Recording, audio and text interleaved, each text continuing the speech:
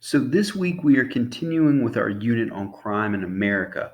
We have three lessons this week.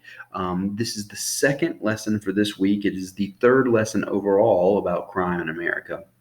And today we're going to be talking about substance abuse and crime. Now, for lesson one, we defined what crime is. It's when someone does something or fails to do something in which there is a penalty involved. And we talked about the fact that what constitutes a crime and what the punishment for those crimes are going to be is determined by the legislatures, but legislatures base those laws on what the people want. And then we talked about gangs. A gang is a group of people that is closed to the general public, that is united by a common purpose. It could be criminal, it could not be criminal. Okay.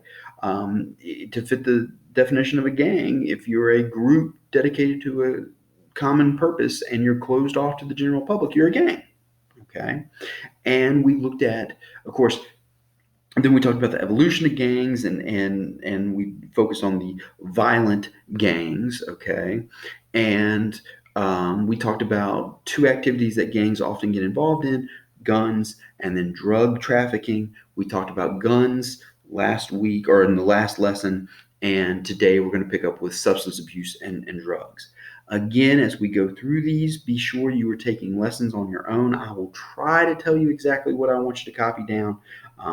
But sometimes I get so involved in talking and I forget to mention it. Okay, so if it's something you think is important, copy down. You do not have to copy down anything on this first slide. Okay, so let's talk about substance abuse. A substance includes all kinds of different chemicals. Usually, we're talking about something that people abuse. Okay, so when we talk about substance, it's usually in a negative term. Okay, it includes alcohol and drugs. When you overuse those chemicals, okay, in a harmful way, that is substance abuse. All right. So the overuse of chemicals like drugs or alcohol is substance abuse. It leads to all kinds of problems like the breakup of families, decreased productivity, injuries in the workplace, automobile crashes, etc., etc. And these minor problems, okay, because we talked about this with why people join gangs, okay, if you're facing a family that's crumbling, okay, or you've got decreased productivity, maybe you have lost your job or something like that, okay, what we can see happen is down the road, substance abuse, besides causing these problems, can also lead to criminal activity. Okay. In fact, some of these problems can be a catalyst for criminal activity. All right. Now, we are going to start today with alcohol. Okay. We're going to start today with alcohol.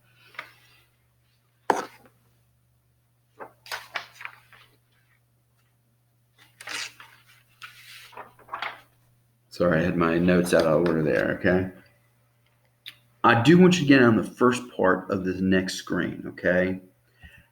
Alcohol is the most widely abused substance in the U.S. today. Okay. It is mind altering. It affects your thinking and your reaction time. Okay. And because of that, is considered a mind altering substance. Why is it the most abused substance in the U.S.? Because it is generally thought to be socially acceptable. Okay. People don't seem to have a problem if you drink. All right. If you have one or two beers or one or two mixed drinks. Now, if you're underage, that's a different thing. Okay. But generally, people don't have a problem if you drink. It's socially acceptable. Okay. So be sure you get those 2 points down. Now, some countries, like Saudi Arabia, has made it a criminal offense to drink alcohol. Okay. Now, Saudi Arabia has done that because Saudi Arabia tends to be a predominantly Muslim country, and under some of the Muslim religious laws talk about no alcohol, no usury, and stuff like that. So that's why they outlawed alcohol. Is there's a religious connection as well. Okay, but some countries have outlawed the drinking of alcohol. Now, the reason this is such a big deal is it contributes to poor communication and dysfunction in families, spousal abuse, child abuse, and other crimes. Okay, it can be a catalyst to more serious crimes. In fact, it is a factor in about a third of all violent crimes committed in the United States. The most common crime involving alcohol is drunk driving. Okay, and I want you to get down everything on this screen. I know it's going to be a lot, but I want you to get down everything on this screen. Drunk driving is the operation of a motor vehicle while intoxicated. Okay, you are overcome by alcohol to the point of losing control over your conscious faculties. A drunk person's blood alcohol concentration is above a predefined level, usually 0.10%. Okay. Now, the reason I want you to get down these definitions is there are differences. Drunk driving is kind of the umbrella term. If you are operating a motor vehicle while intoxicated, you are driving drunk. Now, how intoxicated are you brings us down to driving under the influence or driving while intoxicated. Okay. So no matter how much alcohol you have, you're driving drunk. Okay. Now we go down further and we have DUIs, driving under the influence, and DWIs, driving while intoxicated. Okay. You still are under the effect of alcohol, but one is going to be kind of less serious than another. Okay. You got to look at the person's blood alcohol concentration, or BAC. The legal levels of BAC are going to vary from state to state. But generally speaking, an individual is considered impaired, okay, which would be driving under the influence, if the BAC is between 0.01 or 0.09, okay?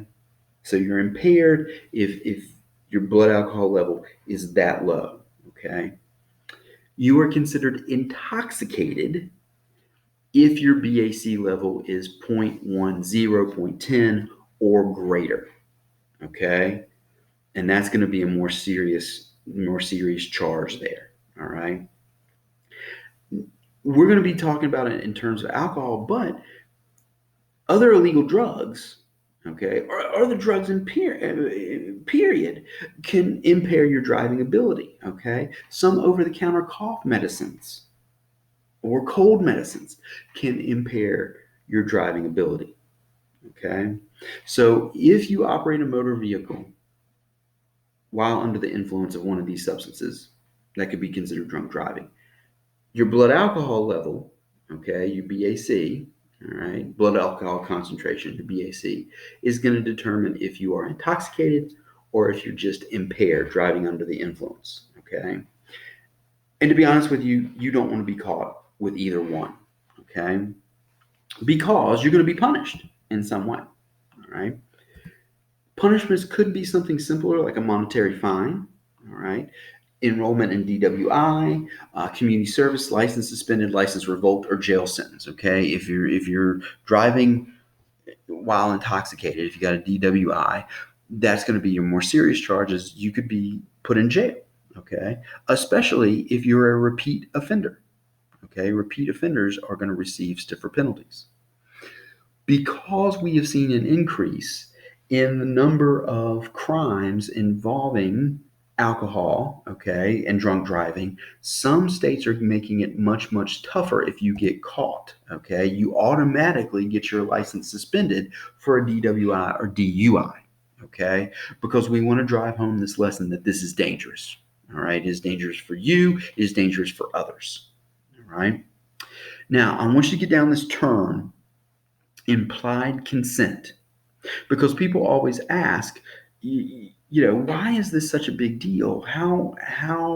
What gives police the right to stop and search you and give you a blood alcohol test and stuff like that? Why do we have this? Well, it goes back to implied consent, okay? Implied consent is an unwritten agreement to submit to forms of interrogation or searches in exchange for certain privileges, like driving or flying. Okay, this is why, on a completely different topic, okay, when you fly, this is why you have to go through security, because implied consent. All right, you want to fly? Well, you're going to have to go through a little tougher security search. All right. Same thing with driving. If a police officer suspects that you are under the influence of some substance, alcohol or illegal drugs or something like that, and you are a danger to yourself or others, all right, they have the right to check you out, okay? And you agree to that when you get your license, all right? That's the implied consent. When you earn your driver's license, the deal is you're going to obey the laws so as to protect yourself and others. And if there is a reasonable suspicion that you are not, the police are going to interrogate you, okay? Because you want the privilege to drive. Refusal to take a blood alcohol concentration test to be a back test could result in immediate and automatic suspension of driver's license for a period of time, even if not found guilty on DWI, okay? Because it makes you look guilty, all right? If police stop you and you're not under the influence, okay, and you still refuse, they're going to think something's up. All right. And that might be enough to get your license suspended. Now, notice I said it could. Okay. It could. Not a guarantee. It could. You're going to hear me say this a lot as we move through these units. Okay. And I know this is controversial with current events and stuff like that. The police are there to protect you and they're there to protect others. Okay. If you get pulled over because they think you are under the influence and you're not, that is probably not the time to make a stand. Okay. Submit to the BAC test, okay, answer their questions and stuff like that. And if you are proven to be innocent, they will let you go. Okay, that's their job. All right, that's their job. All right, so this is probably not a hill you want to die on if you're pulled over and asked to take one of these tests. Okay, especially if you're not guilty. All right, just do it. It'll be much easier for you. It'll be much easier for them, and you can go on. Okay. Now, don't worry about copying anything down on the next slide. All right, these are just some facts here, just for your personal knowledge. Many states have passed zero tolerance laws for drivers under the age of 21. Okay. Um, it is a crime to have any alcohol in your blood. Now, this is very, very controversial because, like I said, some over-the-counter medicine like cough syrups have a bit of alcohol. Um, Mouthwash has alcohol in it. Okay. So many states have passed zero tolerance laws because they don't want you guys doing it. All right. The reason they do this is teens seem to be affected by alcohol faster and to a greater extent. They also tend to be less experienced drivers, so it's a deadly combination. All right. You're going to feel the effects of alcohol faster if you're a teen, and they're going to be tenfold of what an adult would feel. And you're not a good driver anyway. It also leads to significant health problems among teens. It is easy to obtain alcohol. Like I said, it's the most abused substance because it is seen as socially acceptable. We have gone so far as to punish parents and other adults responsible for providing alcohol to minors and failing to see it used in their homes. Okay. So if you have a party and even if your parents don't supply the alcohol, if they supply the alcohol, it's going to be tougher on them. But if you secret in alcohol or something like that and you use it and they fail to stop you or they fail to take safety precautions at the end, they could get in trouble. Okay. A lot of time it's going to be through, the purse strings. They're going to be held financially responsible. Okay. If you get hurt or you hurt someone else, if it's a serious enough incident or it's a serious enough offense, they could see jail time. Okay. Criminal laws provide fines and jail time for parents who allow underage persons to possess or consume alcohol or who permit a party in their home in which alcohol is served to minors. Okay. Because we realize that this is a problem because alcohol is so abused because it's seen as socially acceptable. Okay. Now, on the flip side, so alcohol is going to be a big deal, but so are illegal drugs. Okay. Now, you do not have to copy anything down on this slide either. Okay. Illegal drug use is increasingly widespread. It's growing. In fact, the effects of illegal drug use have touched nearly everyone in American society. It costs society billions of dollars a year in terms of damaged property, in terms of damaged lives, like we're talking about.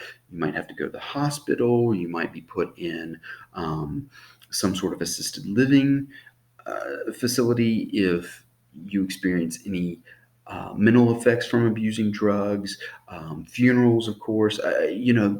There's billions of dollars a year negatively spent because of abuse of illegal drugs. Okay. They contribute to an increase in criminal activity, uh, everything from murder to high level government corruption. 50 to 75% of persons taken in the criminal justice system test positive for one or more drugs at the time of arrest. Okay, so if you're brought into the criminal justice system, over half or greater test positive for illegal substances. And we're not just dealing with possession. We're also talking about this distribution and sale of certain drugs. That is also a crime. So not just use, it's possession, distribution, and sale. That is a crime in itself. And it can violate federal law, it can violate state law, or it can violate both. Okay. Now, I do want you to get down the next term. It is the Controlled Substance Act. The Controlled Substance Act is a federal drug law that classifies drugs into 5 groups, depending on medical use, potential for abuse, and capability to create physical or psychological addiction. Okay? Depending on how serious the drug is, what group it falls in, that determines your penalty. Okay? Criminal penalties are going to differ for each one of the 5 groups. All right? There are going to be harsher penalties for those who sell drugs or possess large amounts with the intent to sell. All right. Oftentimes, it is mandatory jail time for the first offense. All right. So even if you're not using them, if you're trying to sell them or you have them with the intent to sell, you're going to get in trouble. Okay. And you're going to get in major trouble.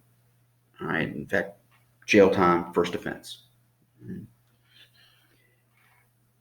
Major drug traffickers could even face life without parole. Okay. And we talked about, the community policing aspect, okay, and this flexible program of prevention and intervention and suppression. Well, here you go, okay. This is going to be a major form of suppression. If you are a major drug trafficker, you could face life without parole. All right. Talk about it being an example for others. That's how serious we're going to take this. Okay. There are also special drug forfeiture laws. You don't have to copy this down. Special drug forfeiture laws that allow the government to seize property like bank accounts, airplanes, cars, houses that were used for or acquired through the proceeds of drug crimes. Okay, so not only could you get in trouble and rightly so have your drugs taken, but if you use the profit from drug sales to buy any of that stuff, that's going to get taken too. Okay. Again, even if you're not using the drugs, if you're just selling it, if you're just trafficking it, you're going to get in major trouble and your stuff is going to get taken. Okay. Now, I do want you to get down the next term. That is what we call a recidivist law. Recidivist law are laws against repeat criminal offenders. You are convicted of a crime after having been previously convicted of that same crime. If you are a repeat offender, that means you're going to face longer jail and prison sentences, including the possibility of life without parole. Okay? Even if the crime is relatively minor. So if you are caught trying to sell drugs and you are continually caught selling drugs, that's going to add up in the long run. And this is another reason why drug traffickers are often, punished real severely at first, because we don't want to get to this point. Okay, we don't want to get to this point. Life without parole, first offense. Okay, because of the effects that it can have on a bunch of people if you are selling drugs out there. Okay. Now, when it comes to illegal substances, the very, very controversial issue involves legalizing certain drugs. Okay. Those that are for legalizing certain drugs say it helps avoid creating a market for the illegal sale.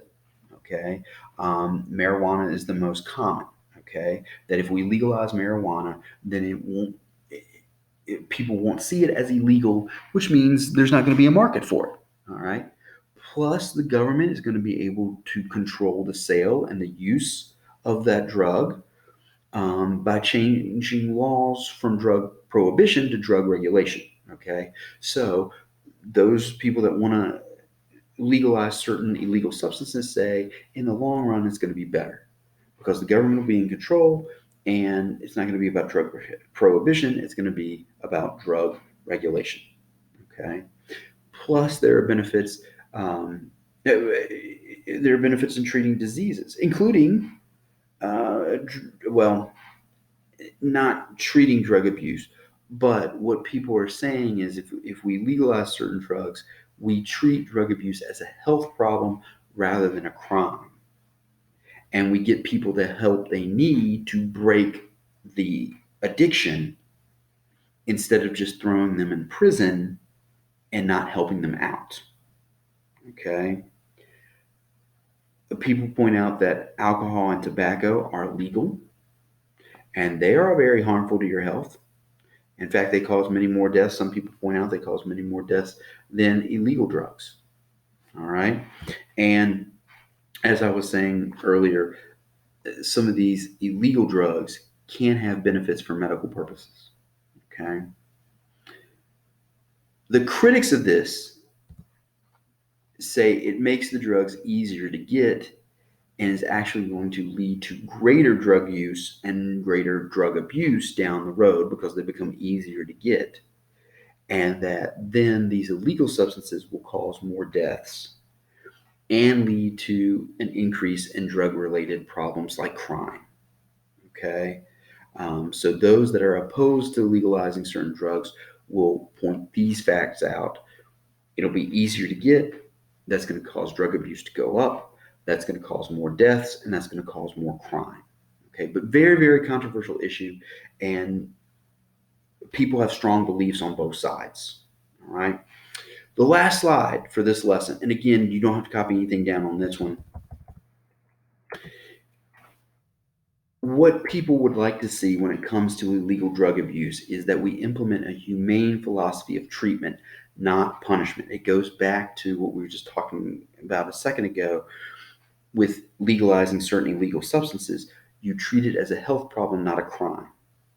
Okay? Offenders are still going to be held accountable for their actions, but we're going to give them the tools needed to break the cycle of drug abuse. Okay? Instead of sending them to prison and forgetting about them, we're going to send them to a treatment facility.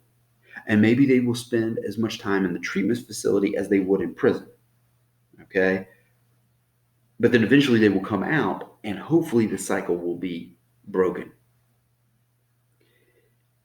If we treat it as a health problem and we try to help people break the cycle, that's going to reduce those recidivist laws because you're not going to have repeat offenders.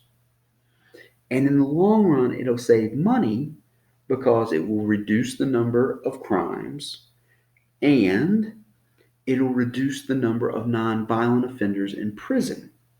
Okay? Because, like I said, that often is what happens is we take these people that are abusing these drugs and we lock them in prison instead of sending them to a hospital. Well, if you put them in prison, that's going to cost money. Okay? And we could easily move that money over to a treatment facility.